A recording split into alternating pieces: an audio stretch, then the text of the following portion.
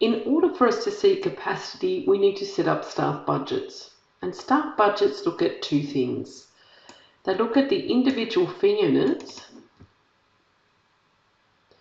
and what days of the week that they work. So when you have a look at that, if you've got part-time staff, then it's probably appropriate that you put what days they work and how many hours per day. And the other component that it looks at before it can build the capacity budgets is the timesheet periods. And this bit's covered in our year-end rollover processes in the APS Training Academy. But essentially you have public holidays that you would set up that reduces your standard hours. And if you've got a lot of regions like we have in this example, then you put in the public holidays per region, and that way it will apply to the right people, because people also belong, or your team members from your fee earners will belong to the same region, will get the relevant standard holiday and adjust their capacity. So once you've got those two things set up for all your team, you can then go in and apply and create budgets. You'll see here the relevant years that you've got allowed for budgets, and then we're going to create the 2019 budget. If I click on the staff member, it will activate that staff member and calculate a budget. If it's not activated yet, it's in a lighter shade. You'll see here that we have the standard hours, or the rate of that person, the number of days for each timesheet week, and the standard hours based on that fee earner hours, as well as reducing for any public holidays.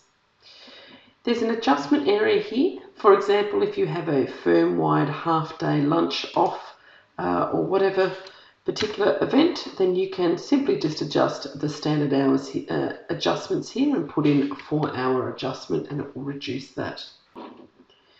To make any adjustments, you certainly need to be in edit mode.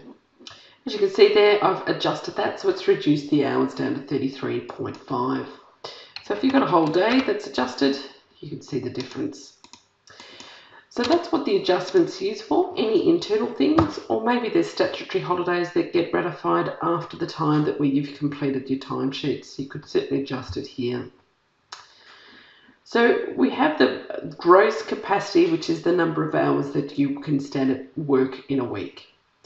Then down the bottom, we need to take away any non-billable or unavailable time. And that's really up to you how detailed you want to make your budgets.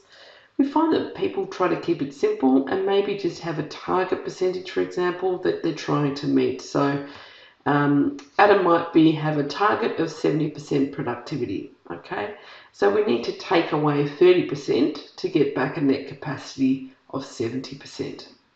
So the way we do that is we just simply go into the non-billable area, pick an administration code, and we can load the budget. So in this case, we just want to apply a 30% and calculate that and apply that across all the weeks.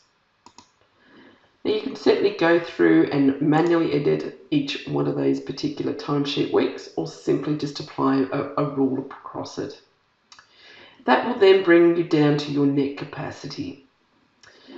So that's the simplest way of entering the budgets. If you've got a lot of staff members, then you might think about grouping those by partner, manager or department, and that will change your grouping so that you can change your layout. And the other thing that you can do in here is you can also set up templates. So templates, if you've got a large number of clients, staff members, you can set up a template. The template itself, you'll see I've already got one set up, is going to use the standard hours less public holidays that are not region-based. So if you have region-based staff and you have a lot of them, like I had in this example, in a lot of different regions, then we need to apply the adjustments for the holidays for each region so that the standard hours are correct. If we've just got our standard here, we set up the template exactly the same way that we did before. We load the calculator, apply the particular pro rata budget dollar, budget hours, percentage, or a daily budget. Once you've done that, you simply go back to viewing your budgets. If you want to apply a template, I go to Mesh here. I can go and apply a template and pick the relevant template. You can also see here, if I've got people in regions, I can also duplicate budgets. So just pick the method that's going to be the quickest way for you to get that initial capacity of what it is that you want to be able to allocate milestones of work for that person. So we'll talk about that more when we look at that capacity and where that fits when we're looking at allocations of jobs. For more information on staff budgets, there is a full training academy course. Please search for that as part of the year-end process.